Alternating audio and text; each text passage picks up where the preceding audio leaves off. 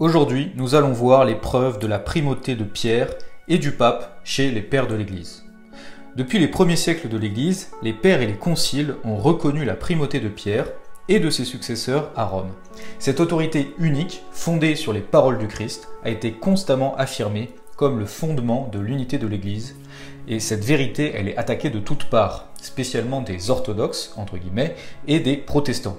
Pourtant, les témoignages des pères de l'Église, d'Orient comme d'Occident, convergent pour reconnaître que Pierre a reçu les clés du royaume des cieux et que ses successeurs héritent de cette autorité particulière pour guider l'Église universelle. Toutes les citations que je vous ferai, toutes les sources seront en description. Donc, dès le 2e et le 3e siècle, on retrouve une citation qui est d'ailleurs très attaquée aujourd'hui, celle de saint Irénée, évêque de Lyon, vers 178.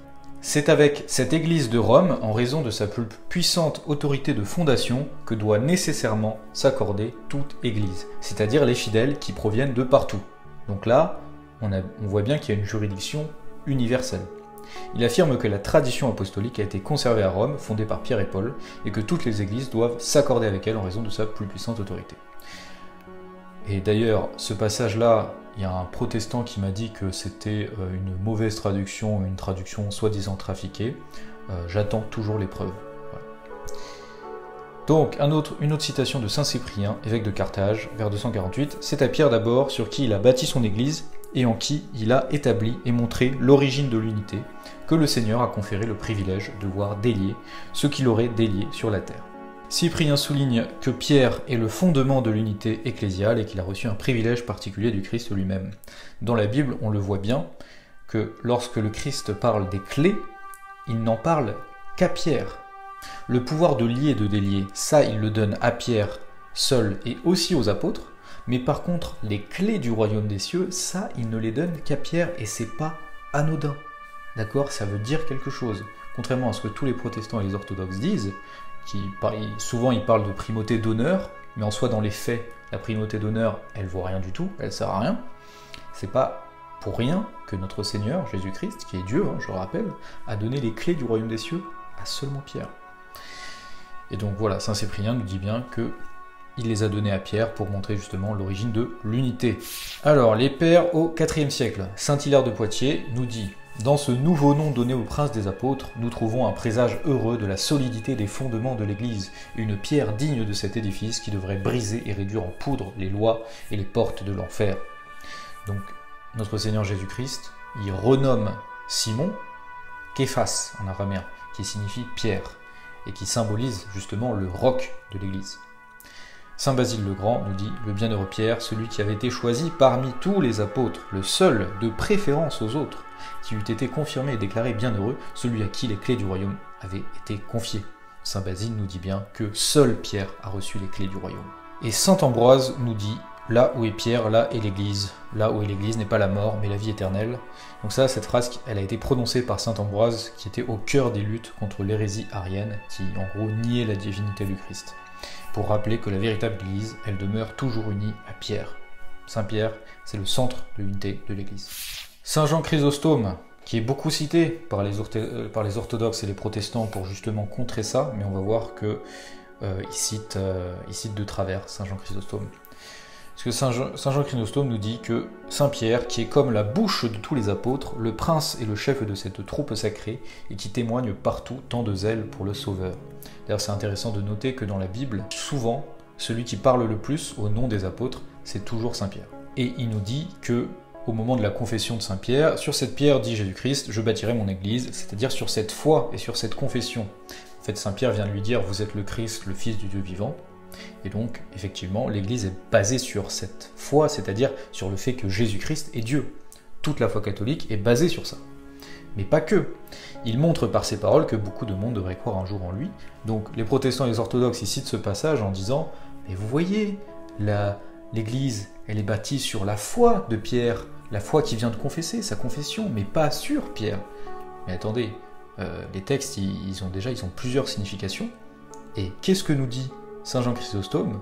2 phrases, mais vraiment 2 phrases après ça, et ce passage est toujours coupé par les protestants et les orthodoxes, il relève l'esprit et les pensées de cet apôtre, et il établit le pasteur, pas un des pasteurs, mais le pasteur de son église. et les portes de l'enfer ne prévaudront point contre elle. Donc voilà, tous les pères de l'Église étaient d'accord, et c'était clair pour tout le monde. Saint Augustin, il nous dit que Pierre y tient les clés. Paul est un vase d'élection, Pierre tient les clés de la maison du Seigneur. Pour arriver au glorieux séjour de l'éternelle lumière, Pierre est là pour ouvrir les portes de l'éternel séjour. Pour tenir sa place sur la terre et porter les clés du royaume des cieux, il a établi l'apôtre Pierre afin que personne ne se crût incapable d'y parvenir. Effectivement, parce que Pierre avait renié 3 fois le Christ, c'était un grand pécheur, et justement, le Christ nous a montré que Pierre, tout le monde peut parvenir au ciel, si Pierre peut y arriver, tout le monde peut y arriver, et en plus, il établit son vicaire. C'est ce que dit saint Augustin, littéralement, pour tenir sa place sur la terre. On ne peut pas faire plus clair que ça. Donc là, c'est dans le contexte de concile œcuménique. Donc un concile, c'est un regroupement d'un grand nombre d'évêques, soit tous les évêques, soit un grand nombre d'évêques d'une partie du monde, pour faire un concile, pour combattre une hérésie ou pour définir des choses. Et justement, les conciles, ils sont toujours ratifiés par le pape, pour qu'il y ait cette infaillibilité, justement. Et que nous dit saint Augustin? On a envoyé sur ce sujet les actes des 2 conciles au siège apostolique, dont on a aussi reçu les réponses, la cause est finie, puisse ainsi finir l'erreur.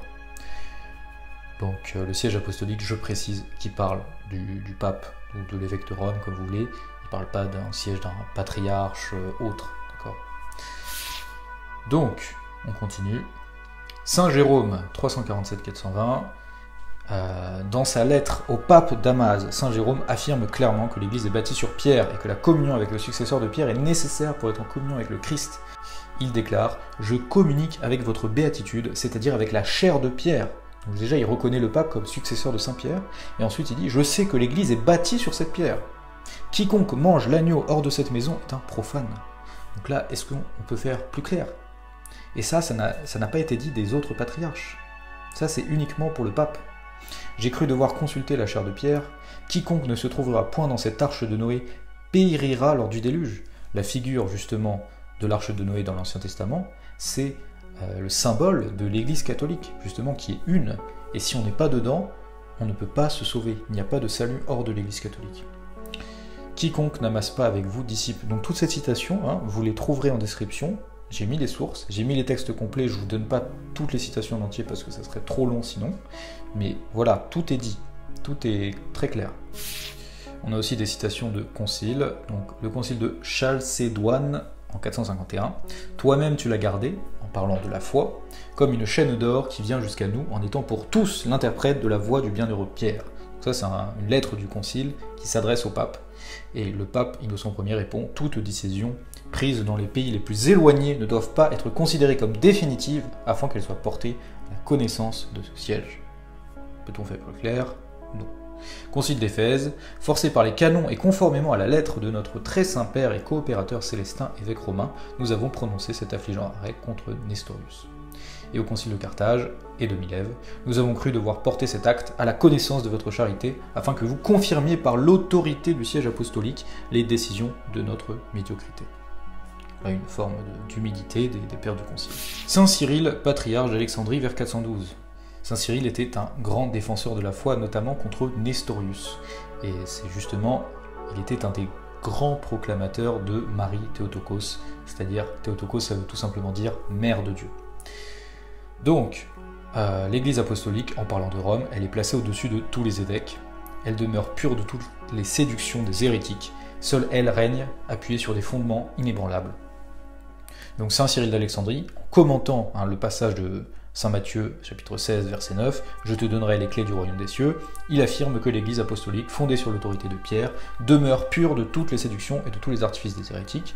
Je cite, « Tandis que les autres églises sont déshonorées par les erreurs de certains hérétiques, seule elle règne, en parlant de l'Église de Rome, appuyée sur des fondements inébranlables, imposant silence et fermant la bouche à tous les hérétiques. » Peut-on faire plus clair encore une fois?